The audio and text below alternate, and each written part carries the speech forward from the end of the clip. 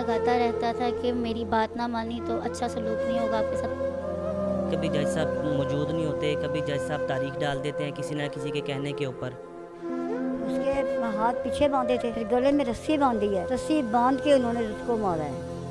हड्डियाँ जिस्म की सारी टूटी हुई थी उसकी। बिस्मिल्लाहिर्रहमानिर्रहीम। अस्सलाम वालेकुम नाजरीन, मैं हूं सरदार दिल मुस्तफ़ा, आप देख रहे हैं आप टीवी। नाजरीन, लाहौर के इलाका बिलालगंज में मंशियात के आदी ने जो है अपनी ही बीवी और साले को कत्ल कर दिया। अफसोसनाक वाक़े पर अहले महल्ला और अहले खाना भी हमारे साथ मौजूद हैं। हम इनसे बात करेंगे और इन्हीं से पूछेंगे कि वाक़या क्या हुआ। अस्सलाम वालेकुम माँ जी, आपकी जो है बेटी है जो है उसको जो है उसके खामद ने कत्ल कर दिया, साथ ही साले को भी कत्ल किया, यानी कि दोहरा कत्ल का ये वाक़या है। आप पे जो नहीं कि दोहरा जो है ये सदमे से आप गुजरी हैं, क्या कहेंगी इस वाक़े पर और इस वाक़े के मुहर्रकात क्या हैं? बस मैं तो ये कहना चाहती हूँ, जैसे हमारे बच्चे को उसने कत्ल किया है ना, बड़े दर्दी से कत्ल किया, ऐसी उसको भी सज़ा मिलनी चाहिए।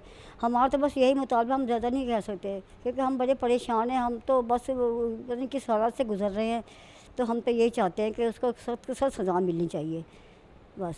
सख्त से सख्त सज़ा मिलनी चाहिए। नाज़रीन, आपको मैं ये तस्वीर भी दिखाऊं, ये तस्वीर है जीनत फ़ातिमा की, और जीनत फ़ातिमा को बेदर्दी के साथ इसके शोहर ने कत्ल किया।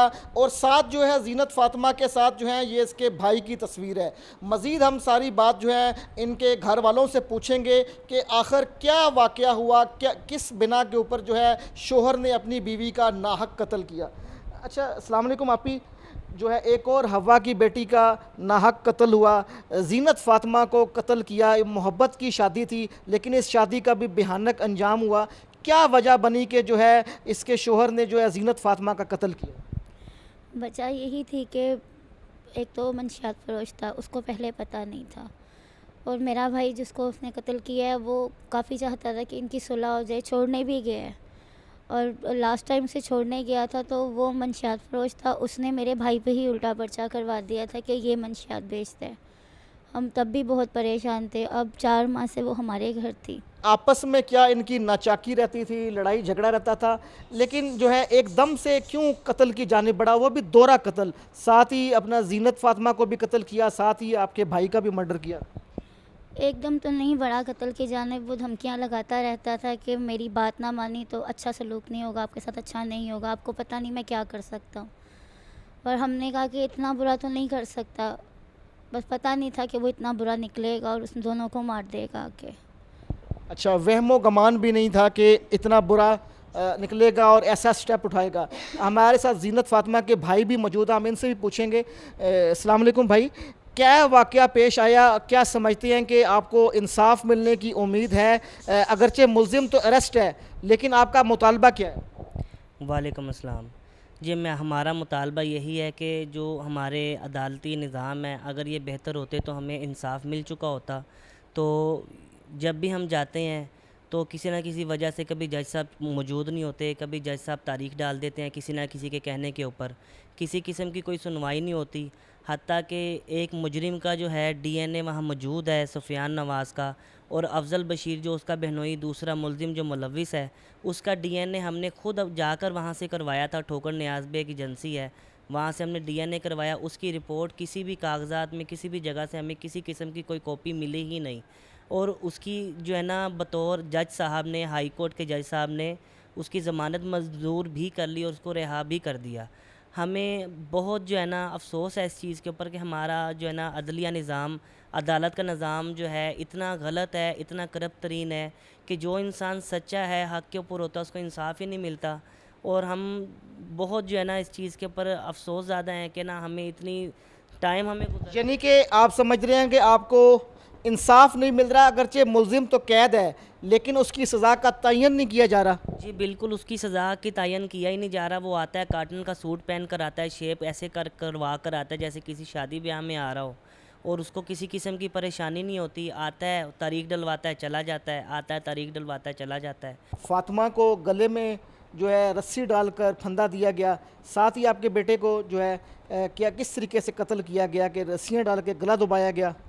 उसके हाथ पीछे बांधे थे, पैर बांधे थे, फिर गले में रस्सी बांधी है, रस्सी बांध के उन्होंने उसको मारा है और कुछ भी नहीं किया उन्होंने। बस ये करके ना और वो निकल गए यहाँ से। बहन को ऊपर दूसरे कमरे के अंदर मारा है, उसका भी इसने गला दबाया, गला दबा कर इसने अंगूठे से गला दबाया है, पता नहीं क्या क्या उसके साथ किया, बहुत ज़्यादा किया, हड्डियाँ जिस्म की सारी टूटी हुई थी उसकी, पता नहीं इसको कैसे कैसे करके मारा तक कि ज़िंदा बच ही ना सके, कोई भी हिस्सा नहीं छोड़ा दोनों भाइयों बहन का भाई का, कि कोई भी इनमें सांस रहे, कोई भी बचे ये। अच्छा, जब ये सारा वाक़या अफसोसनाक वाक़या हुआ, आप मौके पे मौजूद थे, आपने क्या देखा, किस तरीके से आपने इसको लेके गए?